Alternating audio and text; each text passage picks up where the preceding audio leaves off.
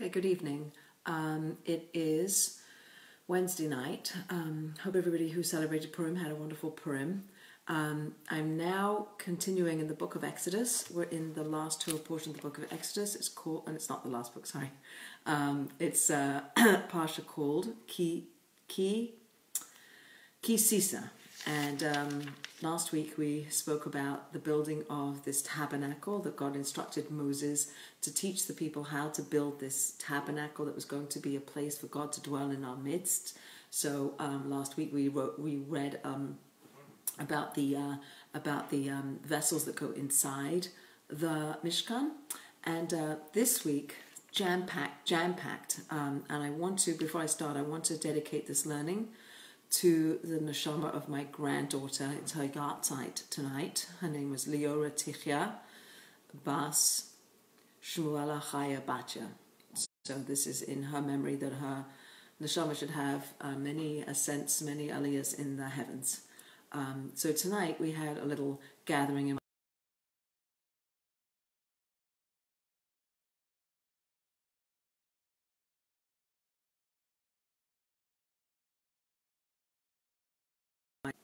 Okay, hopefully this is still recording. So this is dedicated in the memory of Leora Tichya Bas Shmuela Chaya Batya.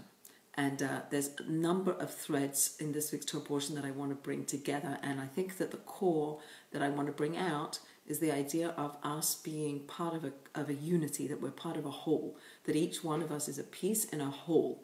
And as much as we see ourselves as separate, and as much as we think of ourselves as individual people, we're part of a collective, and how that plays itself out in this week's Torah portion. So the beginning, we learn about taking a census. And God says to Moses, when you take a census of the children of Israel, according to their counts, every man shall give God an atonement for his soul when counting them, and there will be no plague among them when counting them. This is what they shall give. Everyone who passes among the counted, half a shekel. By the holy shekel, the shekel is 20 gerah, half the shekel is a portion to God. So the way in which God teaches Moses how to count the people is not by a head count. So Jews don't count people by head counts.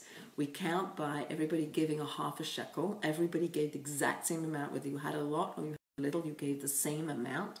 And then the half shekels were counted, and that was then how you would count how many people there were in the camp. And again, we spoke a little bit last week about how the Torah isn't necessarily written in chronological order. So where this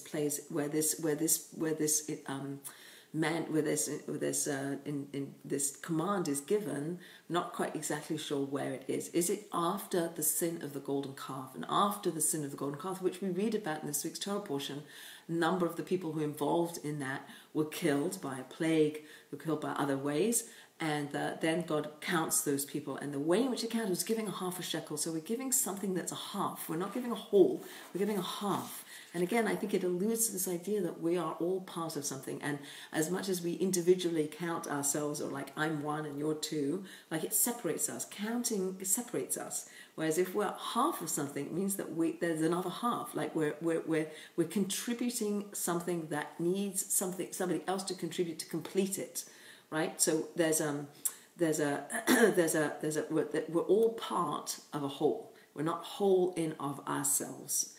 So I think that's an important point to bring out, that when we were counting by giving half a shekel.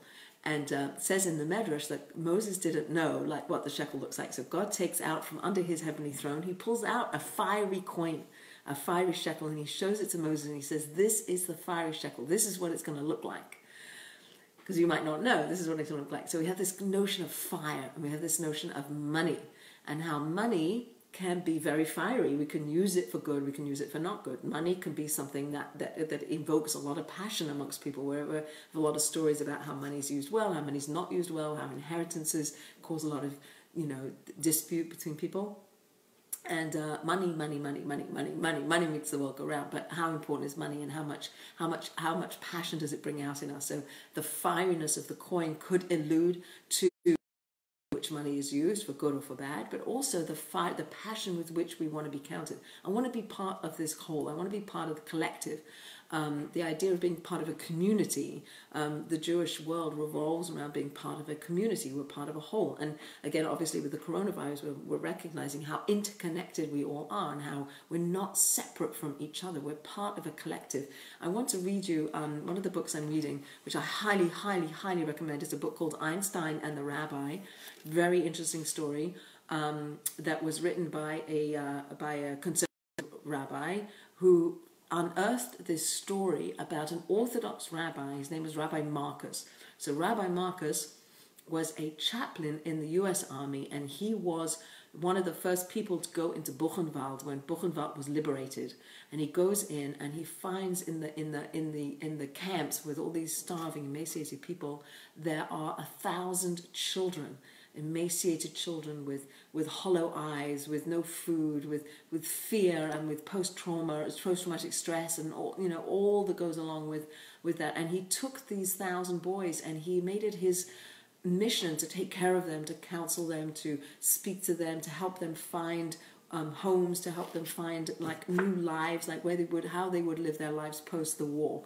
And while he's taking care of all these Buchenwald boys, one of whom was Eli Wiesel, also Rabbi Lau were one of these boys, and this rabbi is in Europe and he's taking care of these boys. Meanwhile, his family back home in America goes to the Catskills to the bungalow colonies to have a vacation, and his 9-year-old son contracts polio and he dies. And this father is bereft of his oldest son, and he writes to one of the people. I imagine he must have written to many people, but he was inconsolable. It was very hard for him to process the death of his son, his 9-year-old son, who he just loved so much. And he writes to Einstein, and Einstein writes him back a letter. And the letter is a very short letter, and maybe I'll just read it to you because maybe you're not all going to read the book, but I highly recommend reading the book because I think it's important read. So this is the letter that Einstein writes back to this Orthodox rabbi who was mourning the loss of his son. And again, here's this rabbi who'd spent, the last part of his life, the last few months, years, maybe a year, I don't know exactly how long, taking care of these boys who were coming out of Buchenwald. And yet his own son touches him in such a deep way that he reaches out. And one of the people he reaches out to is Einstein. So what does Einstein write back to him? And this is the letter that Einstein writes back to him. A human being is part of the whole, called by us universe, a part limited in time and space. He experiences himself, his thoughts and his feelings as something separate from the rest, a kind of optical delusion of his consciousness. The striving to free oneself from this delusion is one issue of true religion. Not to nourish the delusion, but to try to overcome it is the way to reach the attainable measure of peace of mind. So I highly recommend this book. It's called Einstein and the Rabbi by Rabbi Naomi Levy. And it's about how to live your life let your soul come out, let your soul lead you, let your soul infuse how you make decisions and what you think about and how you process things. So we take this lesson of the half shekel, where the Jewish people, when they're counted, first of all, we don't point and we don't count 1, 2, 3, because that's too much. We're not separate, right? So we take a half a shekel and we put the half a shekel in, and that half a shekel is what we count because we're part of a whole. And the money and how we use our money and what it's for so it says that when you donate this money, when you give this money, it's an obligatory donation that you have to give it. It's not a donation, I guess. It's an obligatory offering that you have to give. So you're commanded to give it, and you give it freely, and you give it because you want to be part of the whole. And where does that money go? Originally the money went into the foundation, into the sockets, the silver sockets at the bottom of this tabernacle we're building, like it's the foundation of this structure that we're building for God to reside in our midst is made out of the silver that we donate with our soul, with our lives. To be part of something. I want to be part of something. I don't want to exist separate from everybody. I want to be part of something. And that was something that we talked about tonight when we were doing a little learning in the memory of my daughter's daughter. Was with this sense of community and how bound up we are with each other and how important each other is in our process, that we don't live divorced from other people, and if we do, we don't thrive. We thrive when we collect, when we become part of a community, we help each other, we look out for each other, we give to each other. So this idea of giving and what giving does. So the word for giving in the Torah portion is a palindrome. The word is vanatnu, and it's a palindrome. And one of the explanations as to why giving is a palindrome is because when you give, you also receive. You know, when you give to somebody and you're feeling, oh, I'm so good, like I'm giving to somebody, but at the same time you receive the ability to give, right? We talk of tzedakah not as charity, I feel sorry for you, so I'm going to give you money, perhaps, or whatever it is that you're giving because I feel I have pity on you. That's not the definition of tzedakah. Tzedakah is a redistribution of the wealth. Like if I have, you know, if I'm given extra money or I have my money, what's the purpose of my money? The purpose of my money is to use it well. And part of using it well is to give it back, to give it to people who need it. And maybe God didn't give it to person A, but he gave it to you. And the reason why he gave it to you is so that you can give it to person A. That it's a redistribution. It's not you being so high and mighty and so great that you're giving to other people. That is the purpose of you having your resources. Your resources are given to you so you get to give them back. You get to give of your time, you get to give of your energy, you get to give, you have the pleasure and the joy of giving, like how wonderful it is to be a giver. And on the other side, sometimes we're also people who receive, and we have to be able to receive, and that's also very hard because we think, oh, I got this, no, I'm the giver, I'm not the receiver. But sometimes in our lives we play both roles. So I'm going to skip a little bit ahead in the Torah portion because I want to harp on this much more. And as much as we're going to talk about some of these other things of the other utensils, the copper laver and the incense and the oils that we talk about in this week's Torah portion, we also talk about Moses, who comes down from Mount Sinai in this week's Torah portion. He comes down with the 2 tablets of stone which engraved with the hand of God. God engraves into these sapphire stones, like cubed stones. That doesn't have the heart on the top. They're cubed stones that Moses brings down, and he sees the people worshipping a golden calf. And I'll revisit all of that in a minute, but I want to get to this key point that the people, for whatever reason, they're worshipping this golden calf, and Moses throws down the tablets. The tablets are shattered, and then he picks them back up. And what does God tell him to do with these shattered pieces? These shattered pieces, God can do anything he wants, right? God could have just easily put them all back together again and gave them back to Moses. No. God says to Moses, take the shattered pieces, put the shattered pieces into the ark, into the Aron, into this sacred space in the Holy of Holies, which is going to house not just the second tablets of stone that Moses gets up and he has to write himself, which we also read about in this week's Torah portion, but not just the full, whole pieces that come down on the second descent. But he's also going to put into that ark of the covenant, the shattered pieces. And perhaps we can maybe think about the shattered pieces and the whole pieces and how that is a reflection of our lives. Our lives have many things that happen in our lives, and hopefully they're all good, and hopefully they all represent the wholesomeness of the second tablets of stone, but most likely they're not. And most likely we also carry in our hearts, in our lives, we carry shattered pieces, we carry traumas, we carry things that don't go our way, and upsettedness and struggles and pain and fear and all of these things, the shattered pieces of our lives. Tonight we were talking about the death of my granddaughter, of my daughter's daughter. That was a shattering of her life. That was a shattering moment. And the pieces of shatteredness, the brokenheartedness that you experience, those broken pieces, they stay with you, right? You don't put them all back together and move on and say that never happened. The shattered pieces of your heart are what you take in, and they become part of you, just like the Aron. The ark carried the shattered pieces of the first tablets of stone. God gave the first tablets to Moses, and he said, take those down to the people. These are pure, these are holy, these are written with the finger of God, whatever that means, and take them down and teach them to the people. And the people were unable to receive it. They felt it. They were fearful that Moses had gone, that maybe Moses was maybe Moses wasn't going to come back. They miscalculated when Moses should come back. He said he would be gone for 40 days and 40 nights, and he was gone in their calculations too long, and they started to get very fearful. And that fear that infiltrated into their minds sent them into this like tailspin.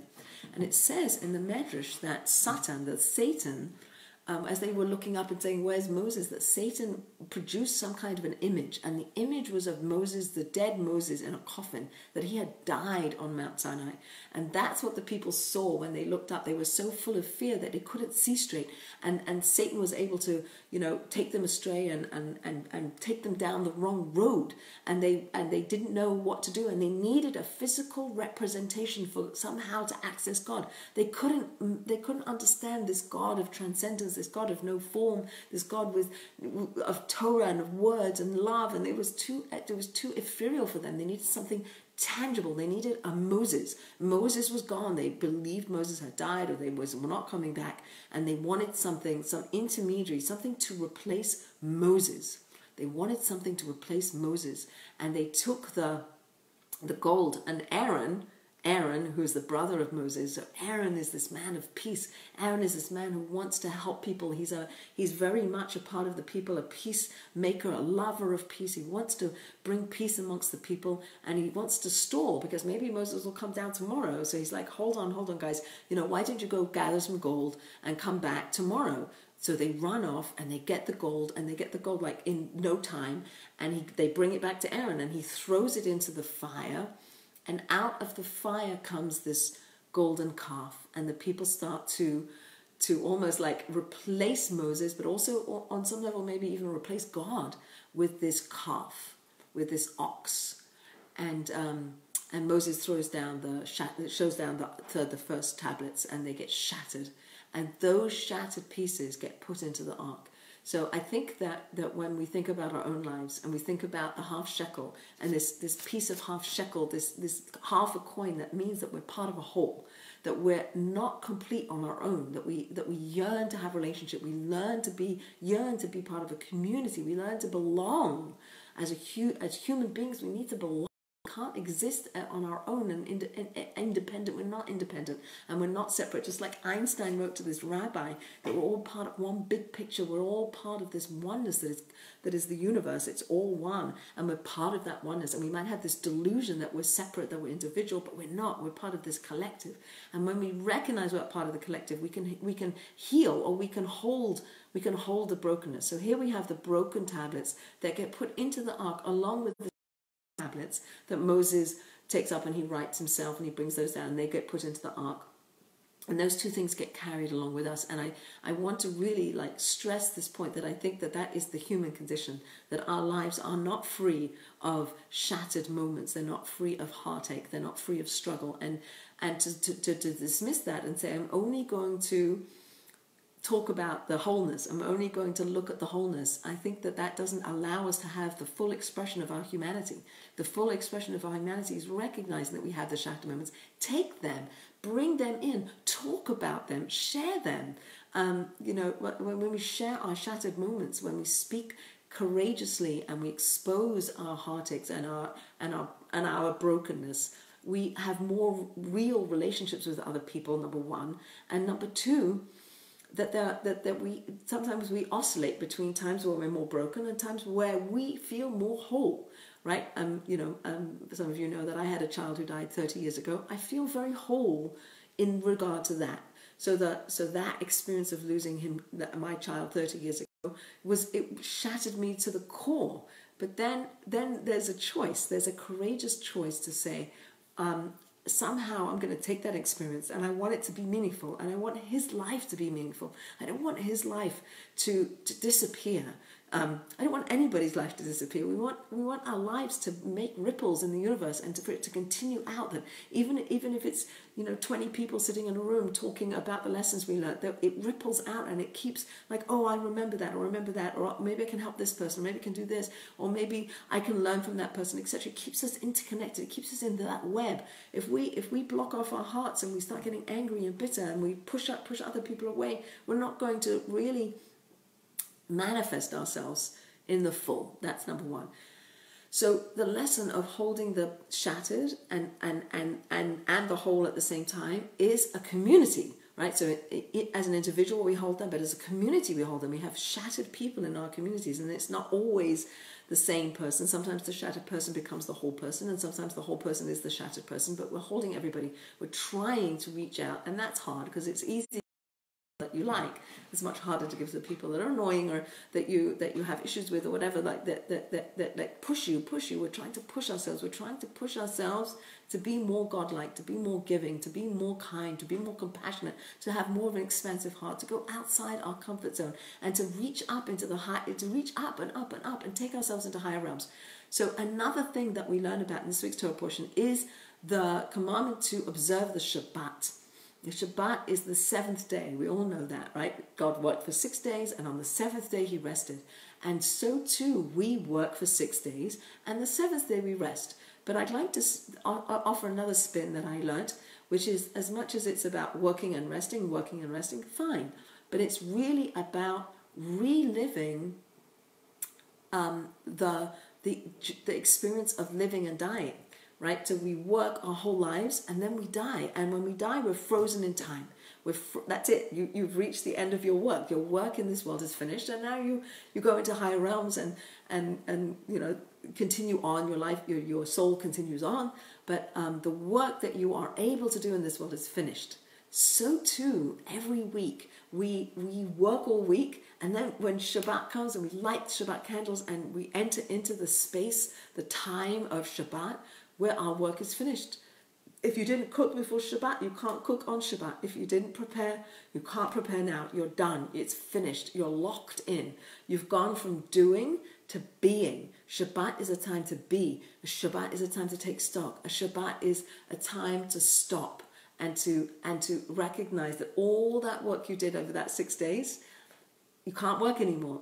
Just like our lives. So we're reliving that whole idea that our lives will end, just like we'll get to Shabbat, and what I didn't do to prepare for Shabbat, I'm done. I can't do anymore, and I can't do anymore. So let's live our lives fully. And I think, again, that's a very powerful lesson that, yes, it's about Shabbat and enjoying the Shabbat and rejuvenating and being all refreshed to continue into the next week, but it's also about recognizing that there will be a time where our work is done. So let's remember that. Let's keep having that death consciousness as a positive reminder that our lives matter and that we have to work hard in this world to make our lives meaningful and to put things into the world that are good, to put good deeds into the world and compassion into the world and love into the world. That's really, and connection to God into the world. That's what it's all about.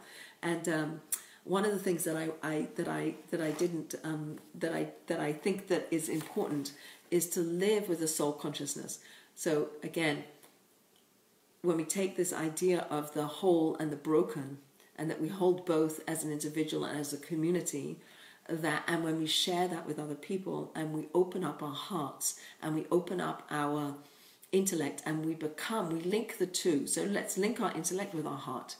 And it says in this week's Torah portion that God complains when the people are worshipping the golden calf, that God complained, like, what are your people, Sister Moses, look at your people. They're a stiff-necked people. Jewish people are described as a stiff-necked people. What does that mean?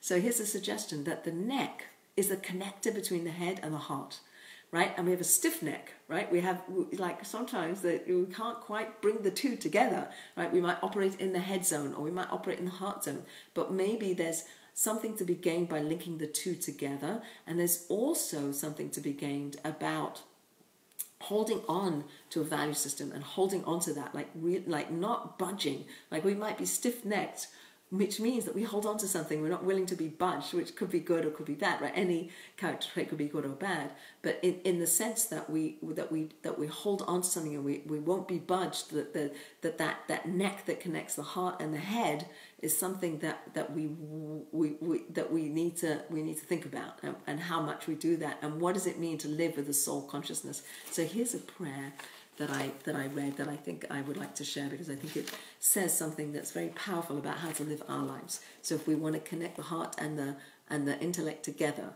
so here's a prayer that might be something you might want to think about.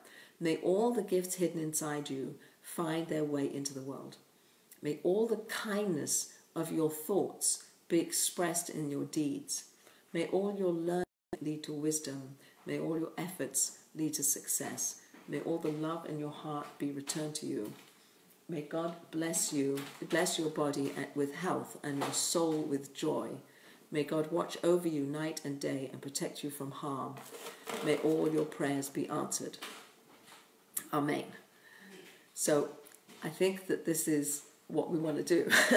We want to live with the God consciousness. We want to live with an idea that God's in our midst. We want to live with a soul consciousness where we hear our soul talking and where that leads us. And whether it's the heart and the mind and the soul and the heart and what the neck is, and are we stiff-necked people and what all that means. But God describes us as a stiff-necked people. It's not necessarily a bad thing. It might be something that allows us to hold on to our values, that even though we might believe in, we know something so deeply, it's so hard to do that thing, but yet we know that's the right thing to do, even though it's hard to do. And then at the end of the day, there's meaning in it, because what it does is it connects us to God. So another idea that in fact my daughter spoke about tonight is the idea of God being close to us. That when the people when Moses threw down the tablets and he shattered them because of the golden calf, for the people who worship the golden calf. And then Moses goes back up and he asks for forgiveness. He asked God for forgiveness for the Jewish people, and forgive the Jewish people, forgive them. And God forgives us. And Moses comes down again on Yom Kippur, and that's the day of forgiveness, is the day that Moses comes down when God forgives the Jewish people, is Yom Kippur. That's why Yom Kippur is Yom Kippur, because that's the day that God forgave us for the sin of the golden calf. And then Moses moves his tent outside of the camp. He moves it outside of the camp. And the people, if they want to have a relationship to God, they have to go and find it. They have to go find God outside the camp. Up until now, there's this notion of the Mishkan being in our midst. God's going to land, and He's going to have a relationship with the Jewish people, and it's all nice, and we're all good, and brought us out. But now, after the sin of the golden calf, we have to look for it. We have to go find it, right? We have to go outside the camp, where Moses is still having a conversation with God, and God's resting His divine presence on the tent of Moses. But if we want to have access to that, we have to go find it. And I think that's a real lesson for our lives too. Like, are we looking for God? Are we trying to find God in our lives? Are we finding meaning in our lives that transcends all of this suffering and all of this pain? And is it all random? Is it all fate? Or is God in there? And we might not understand why. We don't have no idea why all these things are happening. We can't understand that. But we can understand that there is a deeper purpose and meaning. And we won't know it. That we might be in a 1,000-page novel. We're on page 10.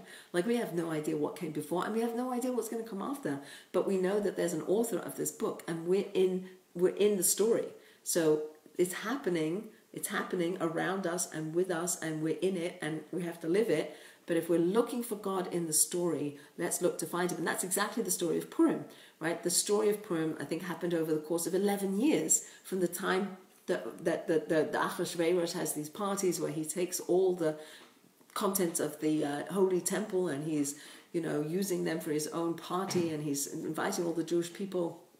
And the Jewish people are intermingling and losing their sense of being Jewish people, and they're using the vessels of the Holy Temple at this party that Achashverosh throws for the whole nation, for the whole county, for the whole world, and for the whole provinces, 127 provinces. And then we have the whole story. We've all read the story of Vashti and Haman, etc., etc. But it's 11 years. It's 11 years of story. Right, so we read it in one night. We read it in 45 minutes, and we can see, oh, God made this happen, and God made Mordechai over here. The stories are picked on the Teresh, and this, and Esther's in the palace, and like, yeah, or no, it's just happened. It's just fate. It's just random, right? So we've moved out of a world back then, when we read in the Torah, where God's overt, where the miracles are not hidden, they're overt miracles of revelation, and of water coming out of a rock and manna coming down from heaven. We're not in that world of overt miracles. We have hidden miracles, and we have to find them. And that's the whole point of wearing masks and wearing costumes on Purim. I dressed up on Purim, and people said, "Who are you?" And I think, actually, that's not the point. The point isn't who am I. The point is, you don't know who I am. You can't see me. Like, I have a costume that hides my identity. And the reason why I have a costume is because I'm right up close. I'm right in front of you, unless I start talking or laughing, or you see my shoes, which you might recognize. But you have to kind of look. You have to look to see who is that person. Like, that person looks familiar, but I don't know who that is. And that's the idea of God hiding. Like he's close. He's right close, like you standing in front of another person, but you don't quite know who it is. You don't quite know if God's there. Right? Is God there? Right? The idea of hiddenness and the idea of revelation. We reveal ourselves. The humantashen being hiding the contents in this pocket, or the hiding of our inner essence that comes out when we drink alcohol. Out comes your inner world comes out, like the inside and the outside. We talked about that before, with the Aaron being gold on the inside, gold on the outside. Are we consistent? Is our outside and inside consistent or not?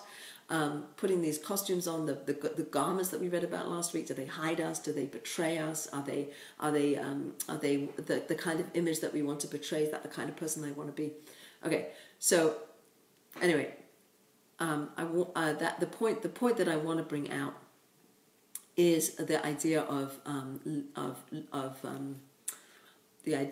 being part of a bigger whole. And that each one of us is necessary and important, and we're part of a story, and there's a bigger story. And the idea that we're part of that whole, and that the whole enables us to be our best selves. That if we're separate, we're not.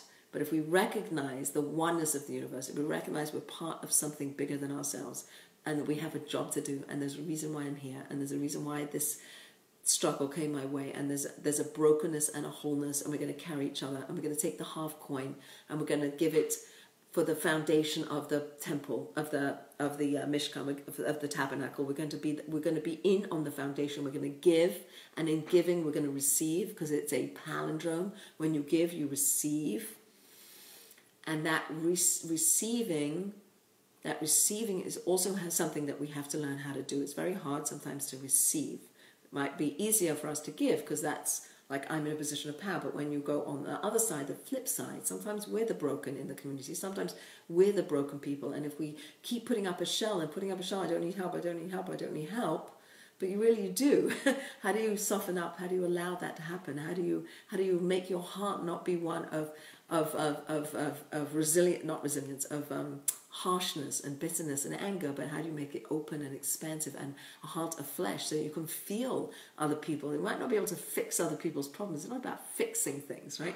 I think as you get older, my children are older, and I think that I can't protect them. I can't stop life from happening to them. I can't stop the pain and the difficulties that they'll go through, and each difficulty that they go through is important for them to go through so that they grow, right? So as much as they come and they say, this is what I'm learning, you can't learn those lessons by somebody telling you the lesson. You have to experience it, and you have to figure it out, and you have to learn it on your own. And yes, you can listen, and yes, you can stand in the pit with the person and hold their hands, and yes, you can allow the waves to crash in, but you can't stop the waves from crashing in. But don't run away from it. I think sometimes in our society we want to run away. We want to run away from pain. We don't want to hear about pain. We don't want to hear other people's pain. Why? Why don't we? Why don't we want to cry with other people? Why don't we want to embrace other people? Why can't we show who we are on the inside, right? Maybe we'll have more meaningful relationships if we're able to do that. Let the guard down, right? You don't have to always be so strong. Sometimes it's okay to cry. Crying, they say, is like the sweating of the soul. Your soul is sweating when you cry, and you feel better after a good cry. Like God gave us tears for a reason. They help us wash away some of that hurt and some of that pain and some of that stuff that just all builds up, and we cry. So when the Jewish people worship this golden calf, right, a bunch of them, there was 3,000 people who were involved in the sin of the golden calf, and when Moses takes the calf and he grinds it up, and they have to drink it, and they die, and then there's a plague and there's death, right? Those people, not just the people who brought the gold to Aaron and he threw it into the fire and it became the calf, but not just those people, but the people who didn't stop them, right? The bystanders were also culpable. It's not just the people who were actively bringing their gold, but it's the people who were bystanding and letting it happen. Aaron, we understand, wasn't implicated in, he wasn't judged harshly for his role. Like, he really tried to stall the Jewish people. He didn't want them to do this, but he didn't know how to stop them. Hur, who was the grandson of Miriam, tried to stop them, and they killed him. So now these people, not only had they committed idolatry, but they also had committed murder. And there's also an idea that they were guilty of licentiousness also, that they were the 3 cardinal sins that the people did, and that they were killed for it. They deserved to get the death penalty, but they were not the majority of the Jewish people. However, Moses still has to go up and he has to ask God to forgive the Jewish people. And here I want to bring in this whole notion of forgiveness and the importance of forgiveness, the importance of allowing not only you to let go of the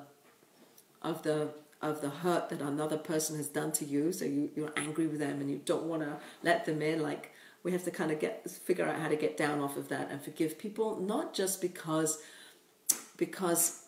you should forgive, I don't know, but because it's better for you. It's better for you not to hold on to that hurt. And I speak in a way that makes me want to like really work on that, because I think it feels easier to hold on to and annoy us. I'm annoyed, so I'm not going to talk to you, or I'm annoyed and I'm not going to help you or something. But no, like we read before in the previous parshas about, if the donkey of your enemy is loaded and the donkey of your friend is loaded, with packs and blankets and things, whatever, that you're mandated to help the donkey of your enemy first, right? Give to the enemy and you'll come to love him. Give, like let's work on that, like as a tool. Giving, back to the idea of giving, v'natnu, that you give and you receive. That in the giving we become more loving towards the person to whom we're giving. People who give to their children, they give to other people, their spouse, their parents, whatever. The more you give, the more of that bond you have, right? So if we're receiving from God, right, we're receiving from God. We're receiving all the time goodness and so here's the mashal I didn't say last week. So last week we learned about the menorah and how the Jewish people are told to light the menorah. Moses is told how to light the menorah and gives over the job to Aaron to light the menorah every day, every morning, every night. Anyway, the point is, why?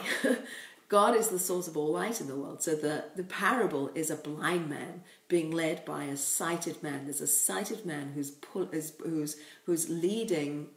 There's a sighted man who's leading a blind man, and they enter a room, and the sighted man says to the blind man, "Please turn on the light." So the blind man turns on the light, but the blind man cannot benefit from turning on the light. The reason that the sighted man asked the blind man to turn on the light is so that the blind man has an ability to give something back to the sighted man, right? Even that he's not benefiting from the light, but he's able to give to the sighted man the gift of light. So too, God doesn't need us to light the menorah. He's the source of all light in the universe, right? But he gives us the ability to give back, to do something, to be a partner, right? We're giving our half shekel. We're making the incense. We're making the anointment oil. We're making the contents of the tabernacle. We're making the whole tabernacle. We're partners. We're bringing ourselves to the equation. And when Moses goes up to have the second tablets of stone written, because the first ones were smashed, right, then it's a much more difficult process. He goes up, he has to learn all over again. And he goes up, how long does he go up for? He goes up for 40 days and 40 nights. And I just want to stop here for a second and talk about the notion of 40. So he's on the mountain for 40 days and 40 nights. How long are the Jews wandering in the desert? 40 years. How long is the flood of Noah? Noah's flood is 40 days and 40 nights. How long does it take for a baby to gestate? 40 weeks. We have this notion of 40 in the mikveh. A mikveh has 40 units of water in it. A se'ir has 40 se'irs of water in it. And this idea of 40 being a number whereby something goes from like it's born, it's gestated and it's born into a new reality. So the people had to go 40 years in the desert to become the people able to enter the land of Israel. They had to go through that transition of 40 years. Moses had to go up Mount Sinai for 40 days and 40 nights in order to transform and learn all that Torah and be able to know it all and bring it back down and teach it to the people. He had to do that. It took him 40, and it was a gift. It was given to him. And the first, well, didn't he get it the first time around? Yeah, but he forgot it. He had to go back and get it again. So we're always learning, we're always growing, we're always looking for that relationship. And at the end of the day, it's a gift. Our wisdom is a gift. Wisdom is a gift. Our ability to open up our hearts and to understand our soul is a gift. Our soul is infused into us by God, breathing into our nostrils. Breathes in the breath of God into our nostrils. That's the soul. The soul is the candle of God. And we have that soul inside of us. So we're connected to God through the nose, through the breath being blown into us through our nose, which is one of the reasons why on Havdalah we smell the incense, because on Shabbat we have an extra infusion of soul into our body. There's extra soul, and after Shabbat, that extra soul, that extra infusion of soulness leaves our body, and we feel a little faint. So we smell the incense through the nose to revive us. That lack that you experience after Shabbat because you were on this extra high. Smell the incense. It will lighten you. It'll perk you up. It'll give you extra zest to go into the week. Interesting idea, but it is an idea that this day of Shabbat is an extra special holy day we enter into every week. Every week we work to get to that point of finality, of destination. We have a destination. We are heading somewhere. We're not just floating around the universe. God is a captain of a ship, and the ship's going in a direction, whether we like it or not. We're on the ship. So let's get with the program, and let's think about that. Let's really, what's your life all about? Why are we here? What's our journey? What's our soul? What's our job to do in this world? What do we have to give? Each one of us has something to give. And v'natnu, when we give, we receive. So Shabbat as a destination, Shabbat as a work to get to the destination, our lives as a work to get to the destination, our understanding of every day being precious, and every day being important, and every day being part of a bigger picture.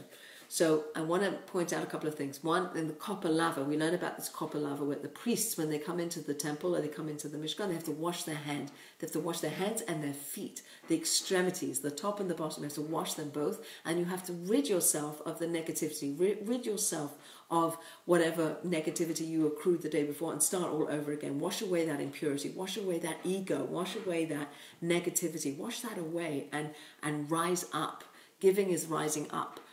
Washing is becoming pure, coming into a state of holiness. There's a holiness thread throughout this week's Torah portion to separate us, to elevate ourselves, to take us out of the mundane, to make our mundane spiritual, to make our lives spiritual and physical at the same time. We take a coin which represents all of physicality, but it's fiery and passionate, and we elevate it. We use it to construct the foundation of the Mishkan. We're using it to give. We're using it to be part of something bigger. We want to be part of the building of this tabernacle that's going to, where God's going to reside in our midst. We want to be part of that. I want to give, and I want to be part of that, because that's bigger than me, because that's what I wanted to be connected to. I don't want to be separate. I don't want to be outside the camp. I want to be in the camp. I don't want to be separate from the community. I want to be in the community. I want to give to the community, and if I need, and the community will give to me. But it's all kind of one. It's all coming around, going around, right? So with this washing, and actually it says, it's really about the Kohen, about the priest going into the temple, but it does say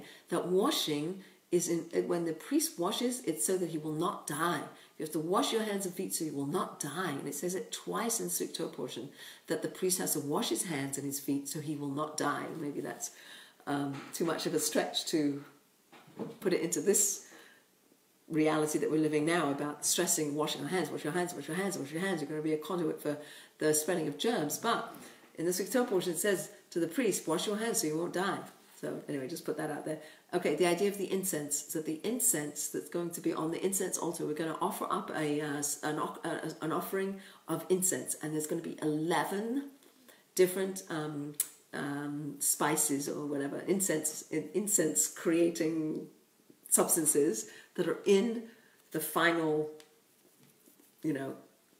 mixture. It's going to be 11 components to this mixture, 10 of which are very sweet, and one of which is very foul.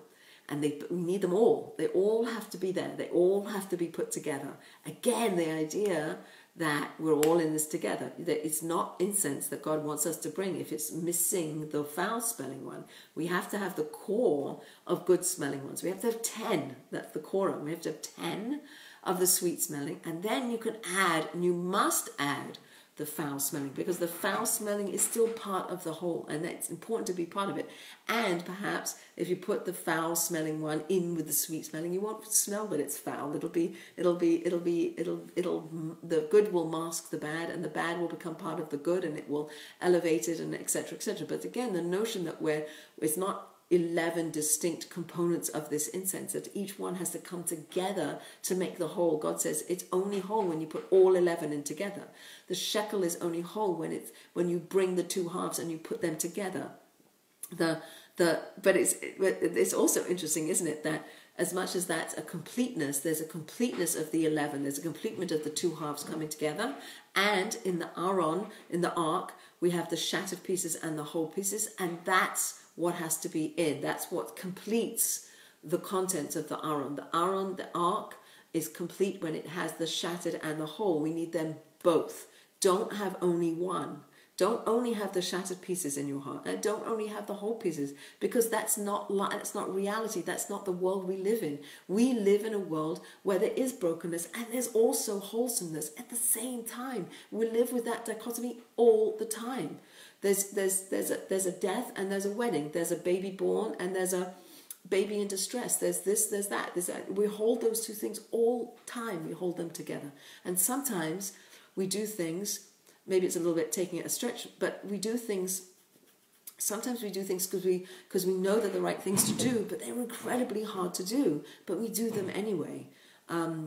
I'll link it back to my granddaughter's yahrzeit, that when she was buried on the day of her funeral. So my son-in-law is a Kohen, and there's a law that that priests that are descended from Aaron are not allowed to come into contact with death, and they can't go to a cemetery. So a Kohen cannot enter into a cemetery. So when we went to bury Leora, so my son-in-law and his father had to stay outside the cemetery. And it's an incredibly hard thing to do. Here you are, that it was a very sad, obviously tragic, and the whole thing, and yet the belief and the faith that this is that he as a Kohen, as a priest, can't go into the cemetery. How much he wants to go with my daughter, his wife, and go bury their baby. He had to stay outside the cemetery, and that it's the right thing to do, but it's so hard, right? How many times do we say this is really, really, really hard, but it's really, really the right thing to do? And to do those two things, I guess again, it's a little bit about the broken and the whole, right? It's the good thing, the holy thing, the right thing is to do this, and yet it really hurts. It really, really, really hurts. But it's not about my pain. That's not what's important. What's important is about doing the right thing, right? Sometimes I might have to go out of my comfort zone. I might have to sacrifice some comfort to help somebody else, to do something that's necessary, to not, whatever it is, not do X because Y is more important.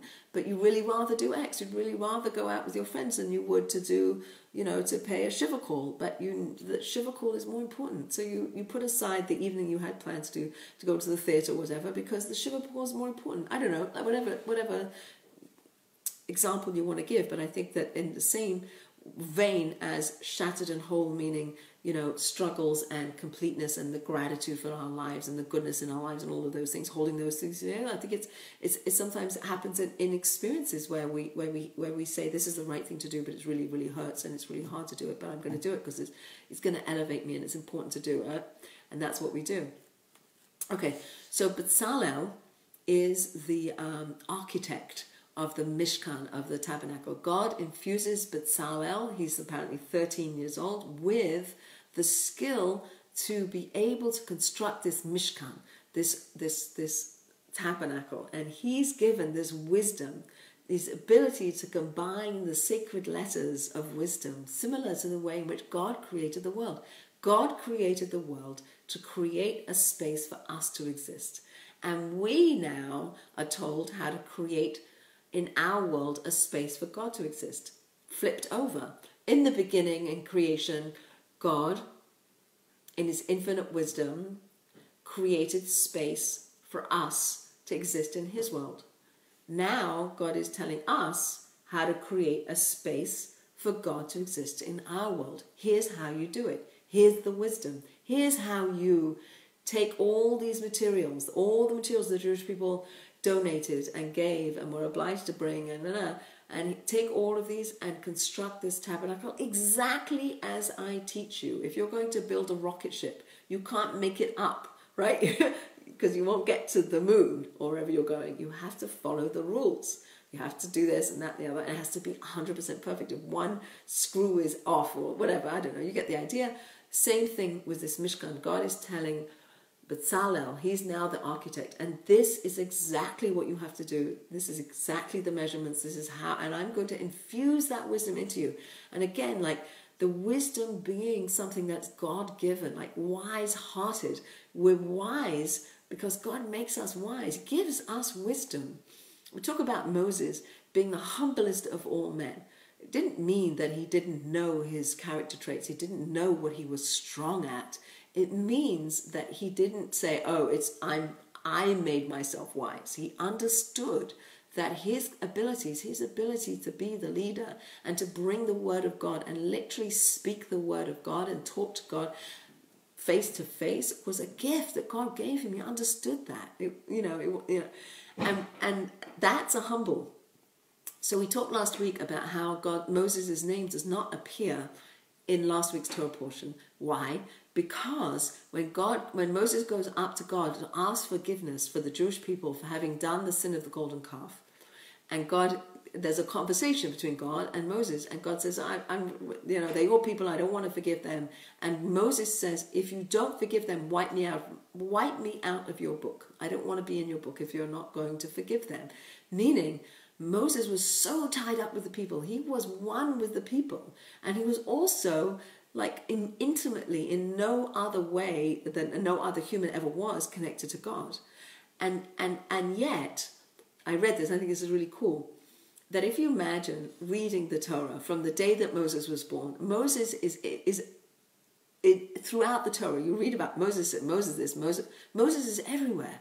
So Moses could potentially become very arrogant. Like, look at me, I'm in the Torah and we're here everywhere, all over. I'm all over the Torah. Like, look how great I am, look how great you are, Moses. But Moses perhaps is saying, take me out of the book because I don't want to be arrogant. I don't want to be in the book 100%. I don't want it to be all about my name being in the Torah all the way through and infused, because I have the potential to be arrogant and I don't want to be arrogant. So take me out.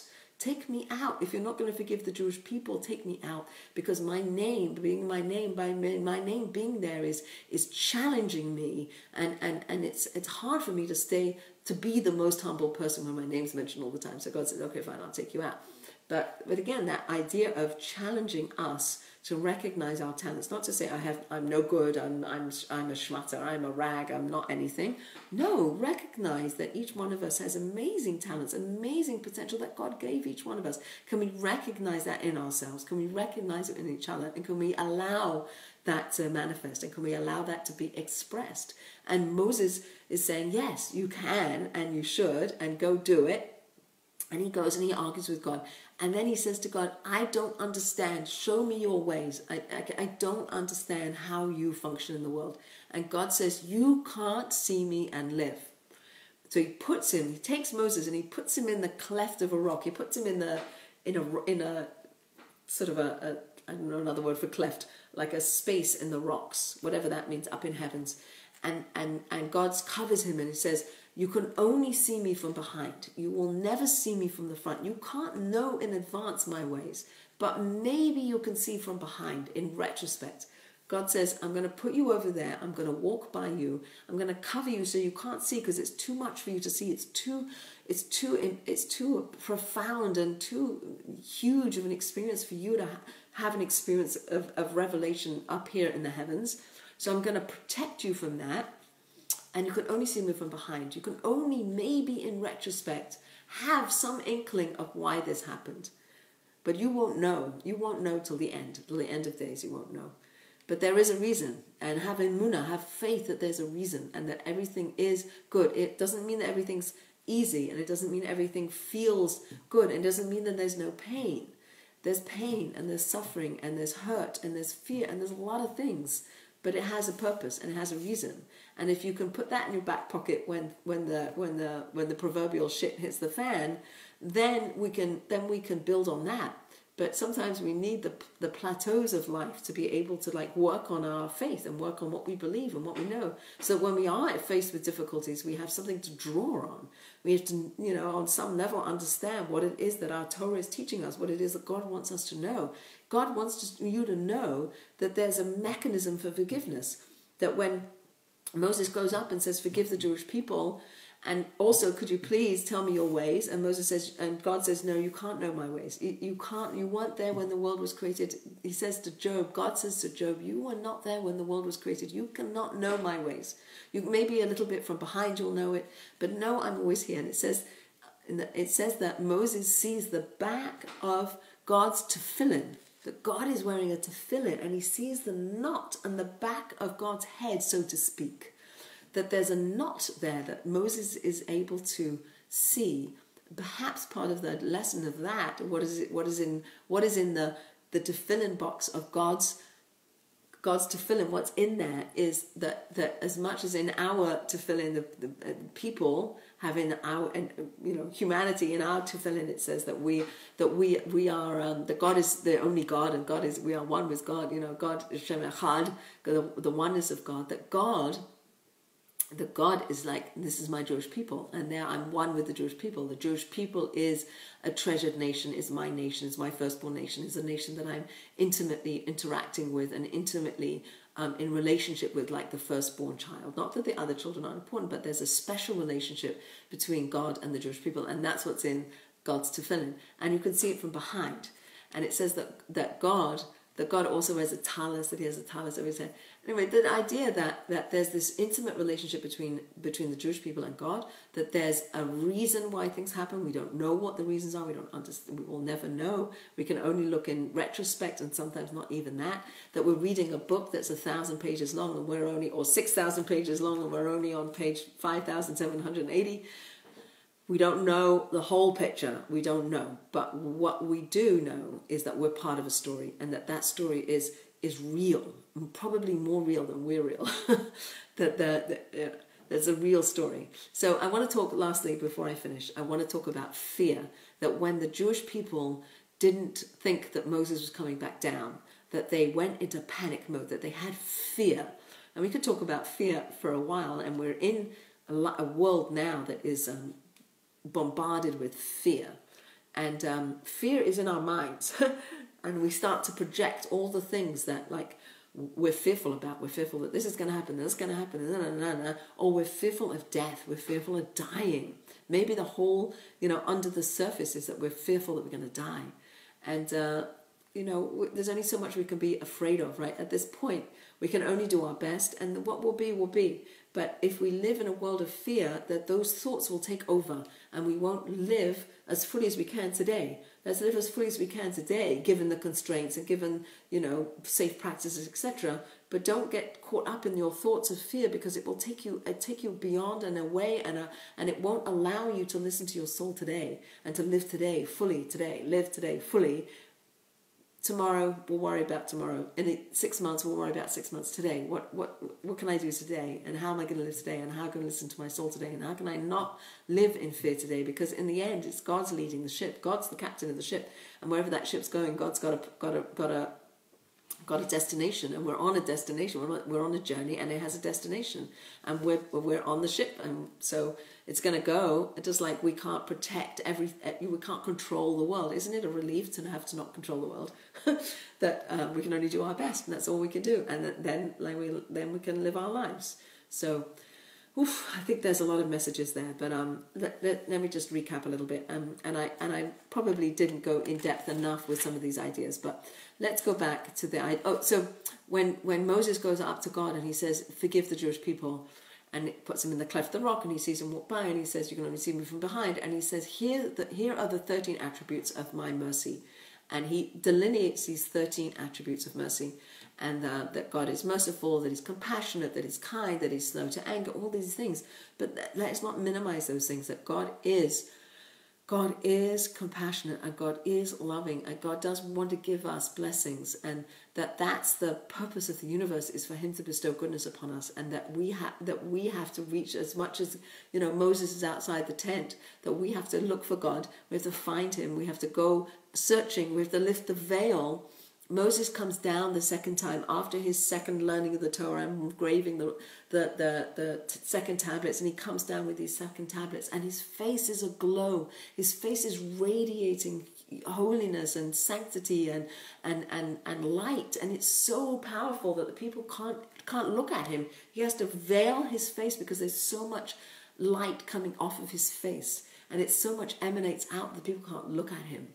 And yes, Moses was like a prophet like no other, and he's going to talk to God, and he's going to get this holiness, and he's going to have a transcendent face that's going to do that. And we can't be on that level, and we can be on a level where we recognize that we have a soul that is the breath of God, that we recognize that we are on a ship that has a destination, that every week we learn that message over and over again. 6 days of work, Shabbat, our lifetime of work, and then we die. 6,000 years of this world, and then the seventh millennium, which will be a different reality. That there's a much bigger picture going on here, and we're like a little bit in time, and that each one of us is important because we're all part of this bigger picture. We're all half a shekel. We are all half a shekel. Whether you have a ton of money or no money, you're half a shekel. You have to give a half a shekel. Giving is a palindrome. It comes back. When you give, it comes back. When you give because you want to be part of this project, you want to be part of the project of bringing God into the world. Don't we want to be part of a project of bringing God into the world? Yes, because at the end of the day, we're not taking all our money with us. We're taking what we gave. What we gave is what we take with us. Isn't that a paradox? That what we take with us is what we have given away. Not what we have hoarded, not what we have held onto. What we take with us into the next world is what we have given away. So, in this week's Torah portion, we learn about the fear of the Jewish people that Moses was gone, that we needed something tangible to pray to, with, through, that somehow along the way, the intermediary that Moses was got replaced with the golden calf, which was wrong, which was idolatry, and those people murdered whore, and they were licentious, and there was a lot going on, and they were wiped out. But not just the people that brought the gold and made the calf, but the people who stood by and didn't do anything, right? So we are all responsible for each other. We're all going to help each other, and we're going to lift each other up, and we've got to carry each other when we're down, and carry ourselves, and do things that sometimes are hard to do, but do them anyway. And I just want to read this prayer again, because I think that's how I really want to end this year. I think it's a I lost my bookmark. Don't tell me I lost my bookmark. All right, I lost my bookmark. Oh well. Yeah, can't find it. Anyway, I would have ended with that prayer again, but I can't find it.